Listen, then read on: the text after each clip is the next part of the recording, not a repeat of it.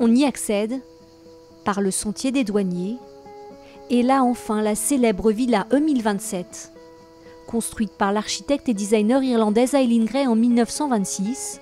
Sur les murs, des fresques du peintre Le Corbusier.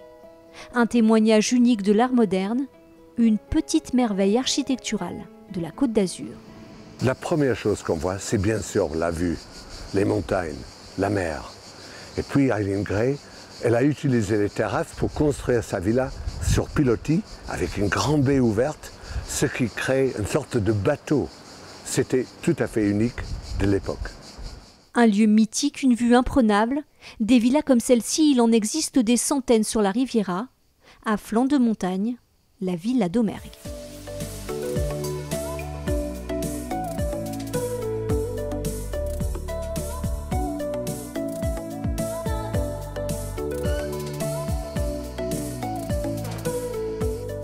C'est la pièce maîtresse de la villa Domergue, l'atelier. C'est ici que le peintre Jean-Gabriel Domergue passait ses journées, mais c'est devenu l'endroit où le jury du Festival de Cannes se retire et délibère pour attribuer la palme.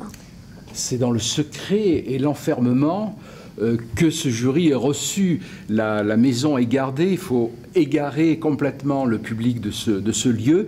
Beaucoup de policiers entourent la maison et ce jury est prisonnier de ce lieu dans la magie du silence pour délibérer et accorder la Palme d'Or. Tina Turner, Roger Moore, Bono ou encore Jack Nicholson, leur point commun, tous sont devenus propriétaires d'une villa sur la Côte d'Azur.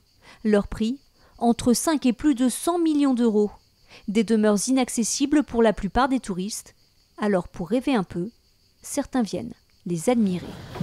Mesdames, Messieurs, bonjour et bienvenue à bord de la Méditerranée 12. Une croisière d'1 heure entre Nice et Villefranche-sur-Mer, une promenade côtière qui en met plein la vue.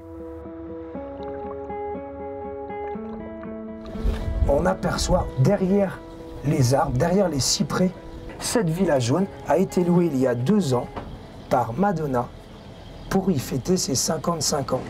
Il y a un côté intemporel, c'est figé un petit peu dans l'histoire de toute la Côte d'Azur, avec tous les mythes, tout le côté fantasmagorique. Magnifique, c'est le symbole de la région Côte d'Azur. Magnifique. Des villas fastueuses très recherchées par une clientèle de prestige. Sur la Côte d'Azur, l'immobilier de luxe ne connaît pas la crise.